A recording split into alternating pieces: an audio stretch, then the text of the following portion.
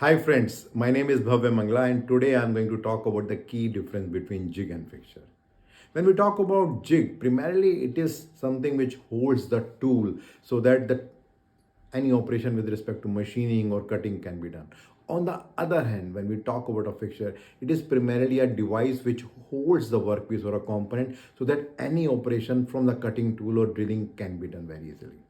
Generally, when we talk about jig, it's comparatively lighter in operation or lighter in weight, but very expensive to design and make. On the other hand, when we talk about a fixture, it is generally bulky and weight, but it's less expensive.